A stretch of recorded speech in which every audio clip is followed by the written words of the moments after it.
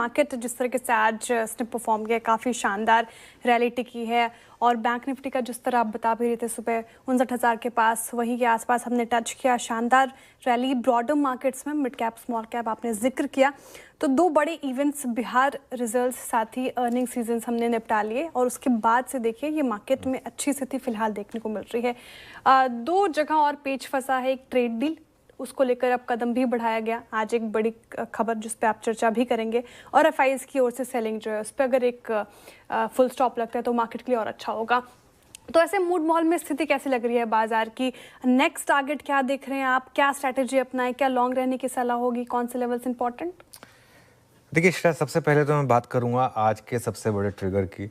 और मार्केट की रैली आज इंटरडे में वहीं से शुरू हुई थी। वो जो हरदीप सिंह पुरी ने ट्वीट डाला था, उसके बाद से वो जो एक्स पे उन्होंने पोस्ट डाला था, और वो जो भारत और अमेरिका के बीच में जो एलपीजी का जो करार हुआ, आई थिंक उस चीज़ को समझने की ज़रूरत है। अच्छा, अगर वो उनकी ट्वीट है तो वो दिखा दीजिए। चलिए उस पर लेकिन वो इम्पॉर्टेंट है मार्केट के लिए, क्योंकि इससे मतलब ये है कि आपने पहले रशिया से ऑयल पे थोड़ा सा ब्रेक लगाया, इसके बाद आप वो यूएस से ऑयल ले रहे हैं, तो वो मार्केट के लिए पॉजिटिव चीज़ है। देखिए इस समय मार्केट में आप लॉन्ग रहें और डिप्स में ऐड करें बेसिकली पोजीशंस को, और ट्रेलिंग स्टॉप लॉस को बढ़ाकर अब आप ले आएँ करीब करीब 25,850 पर। बैंक निफ्टी मुझे लग रहा है कि अभी भी रिलेटिवली थोड़ा सा बेहतर स्थिति में है। मिड कैप और स्मॉल कैप यहाँ पर मुझे लग रहा है कि अभी भी शानदार मौके हैं।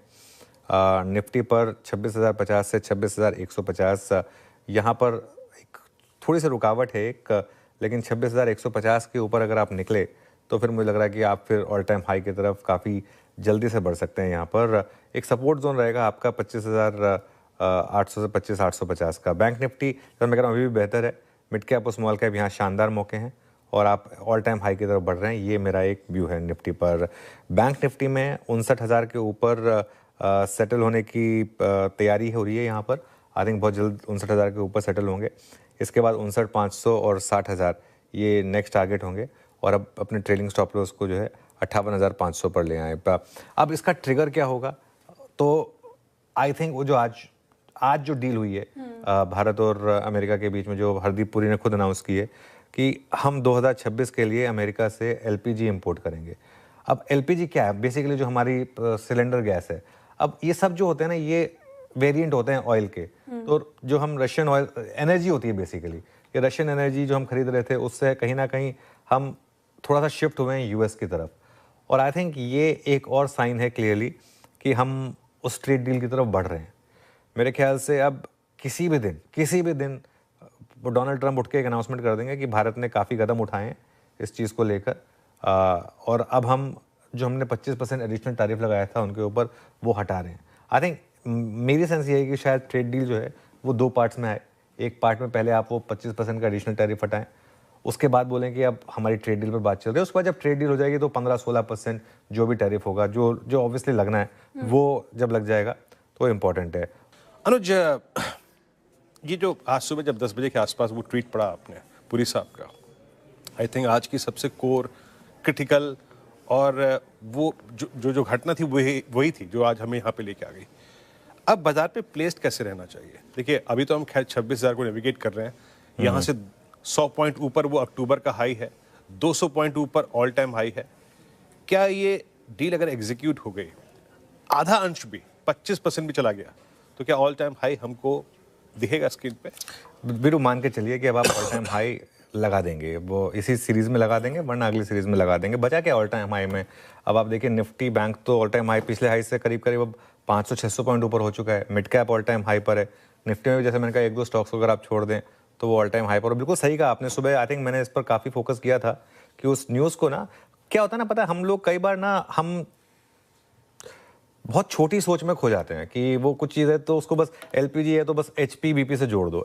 मतलब एक चीज़ समझिए आप, ऑयल मिनिस्टर अगर सामने से कुछ ट्वीट कर रहे हैं, कुछ किसी चीज़ को लेकर अगर वो बात कह रहे हैं, तो कहीं ना कहीं वो कुछ बड़ा सोच रहे होंगे ना, वरना सिर्फ एक इतनी सी बात वो खुद ट्वीट नहीं करेंगे। क्योंकि ये अब हम जिस स्टेज पर हैं वहाँ पर सारा का सारा मामला 2-3 चीज़ों का फंसा हुआ है। आई थिंक वो ऑयल का मामला फंसा हुआ है, एक दो आई थिंक एग्रीकल्चर प्रोडक्ट्स वगैरह जो है उनका मामला फंसा हुआ है, वरना अब तक तो ट्रेड डील हो ही जानी चाहिए और दोनों कंट्रीज नेगोशिएट भी कर रही हैं। तो आई थिंक इस वजह से उस स्टेटमेंट की जो इम्पोर्टेंस है ना वो बहुत ज़्यादा थी, और ये मुझे लग रहा है कि एक नेक्स्ट स्टेप है भारतीय मार्केट के लिए शायद ऑल टाइम हाई की तरफ बढ़ने का।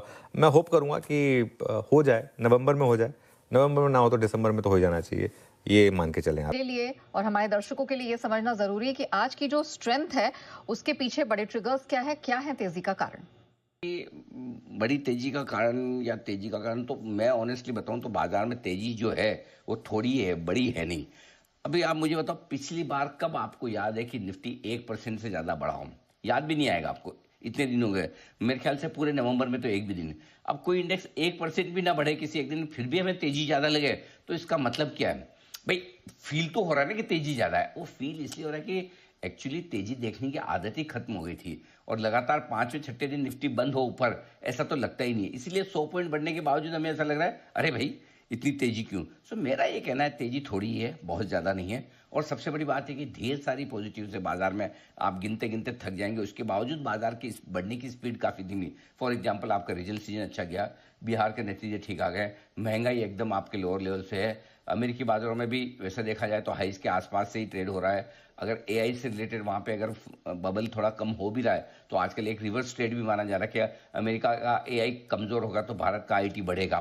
काफी लोग इस बात की भी आजकल चर्चा कर रहे हैं। ये सारे ट्रिगर, लोकल फंड्स की लगातार खरीदारी है, एफआईज या तो बेचते हैं तो थोड़ा कम करते हैं, और अगर वो बेचते हैं तब भी बाजार करते हैं। सो ओवरऑल आप देखेंगे तो ढूंढने जाएंगे तो ढूंढने से आपको बहुत नेगेटिव फैक्टर मिलेंगे नहीं। ट्रेड डील नहीं हो रही, वो भी नहीं हो रही है, मतलब इंतजार ही लंबा है। ऐसा नहीं कि वो बहुत नेगेटिव नहीं होगी, नहीं होगा और 50% टैरिफ पे ही लाइफ लॉन्ग जिएंगे। सो आई थिंक ज्यादातर पॉजिटिव है, उसके बावजूद इतने पॉजिटिव आप मुझे बताओ पिछली बार कब देखे थे? और अगर इतने पॉजिटिव एक साथ हो तो बढ़ते क्यों नहीं? तो मेरा ये मानना है कि बढ़ने की स्पीड जो बहुत धीमी है, और यही अच्छी बात है। बाजार चल रहे हैं, दौड़ नहीं रहे हैं। भाई चलते चलते आप ठोकर लग जाए तो आपको पता है आप संभल जाएंगे, और ये दौड़ते दौड़ते ठोकर लगे तो गिरने के चांस, दांत टूटने के, मतलब अपने अपने कैसे गिरते हो उस पर डिपेंड करता है, दांत नाक वगैरह वगैरह, हाथ पे जो टूटे टूटे। लेकिन बढ़िया ये कि जितनी कम स्पीड से बाजार चले, हर एक लेवल पर खरीदने और बेचने वालों को पूरा अपना मन बनाकर एक ट्रेड करने का मौका मिलना चाहिए। नहीं तो क्या था, गैप से ऊपर खुल गए, गैप से नीचे खुल गए, तेजी से बढ़ गए, तो आप जब तक आप सोचो करो तब तक बाजार आपसे आगे चल जाता है। तो इस वक्त हो ये रहा है, आपको सोचने का पूरा टाइम मिल रहा है, बाजार पीछे चल रहा है, और ऐसा बहुत कम होता है। मार्केट आपको मौका देता नहीं सोचने का, ऐसे भाग जाता है या ऐसे गिर जाता है। सो गोल्डन चांस है उन लोगों के लिए जो सोच समझ कर पैसा लगाते हैं। तो आई थिंक अब स्पीड आपके सामने। सो मेरा ये मानना है कि बढ़िया है। दो बड़े लेवल हैं आज आपके सामने, एक 26,000, एक 59,000 बैंक निफ्टी का, बिल्कुल उसके आसपास ही रुके हुए हैं बाजार, उसके आसपास ही है। Have fun, enjoy.